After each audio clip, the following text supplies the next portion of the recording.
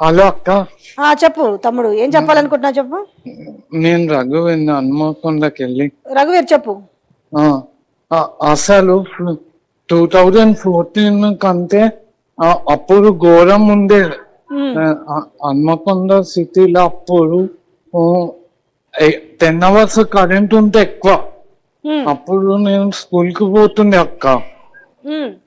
మా ఇంటికి వచ్చిన లోపల కరెంటు లేకపోతుండే. అదే పొజిషన్ ఇప్పుడు ఉంది. దానికంటే డబ్బులు ఇప్పుడు ఫేస్ చేస్తున్నాం అక్క. ఇంకా అప్పుడైతే బోరు పైకి ముందే ఎక్కియాలని ప్రతి అపార్ట్మెంట్ లో వాచ్మెన్ ఎక్కించేటోరు అక్క. హైదరాబాద్ ప్రతి సీట్ అక్క. ఇంకొకటి చెప్పొచ్చు అక్క. చెప్పండి. తొలి వెలుగు, రఘు, మళ్ళీ వీళ్ళందరికీ తెలుసలేవా? ఇవి మాత్రం కనిపిస్తాయి, ప్రజల సమస్యలు కనబడవు కదా. ప్రజలకు ఎందుకు రుణమాఫీ గురించి మాట్లాడేది లేదు, ప్రజలకు ఇచ్చే రైతు బంధు గురించి ఏదో ఎప్పుడన్నా తూతూ మంత్రంగా మాట్లాడడం తప్ప రిమైనింగ్ ఏదన్నా ఇక్కడి నుంచి వచ్చిందంటే దీన్ని ఇంకా ఇంతకాలం మనం 5 ఏళ్లలో అదే చేసినాము, ఇంకా కూడా మనం అదే చేద్దాం ఇక్కడ. ఎందుకంటే ప్రశ్నించేటోడు ఎవరు ఉండొద్దు, వాళ్ళకి ఎవరు ప్రతిపక్షం అనేది ఉండొద్దు. ఇలా ప్రతిపక్షం ఉంటే ప్రజలు నిజాలు తెలుసుకుంటారు. ఆ నిజాలు తెలుసుకోకుండా ఉండడానికి ఏం చేయాలి? అబద్ధాలు ప్రచారం చేయాలి. అబద్ధాలు వింటారు, ఎంతకాలం వింటారు అనేది ఆ ప్రజల విజ్ఞతకు వదిలేద్దాం మనం.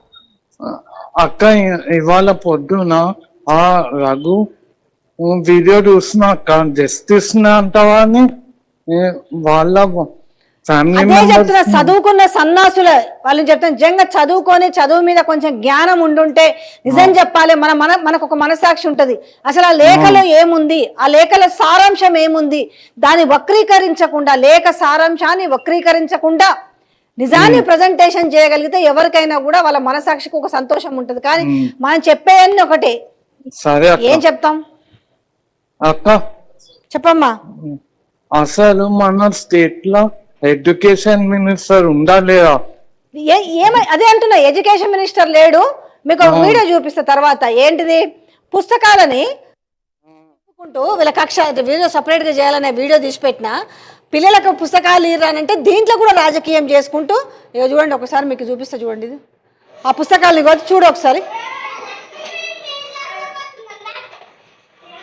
ఆ ముందల వీళ్ళ పేర్లు, పాత గవర్నమెంట్ వాళ్ళ పేర్లు నేను చూడరు.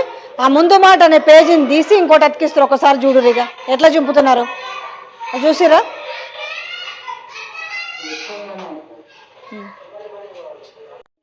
ఏం చెప్తారు? ఇంత దౌర్భాగ్యమైన స్థితిలో ఉంటే ఇవన్నీ రేపు ప్రజలు ప్రశ్నిస్తారు.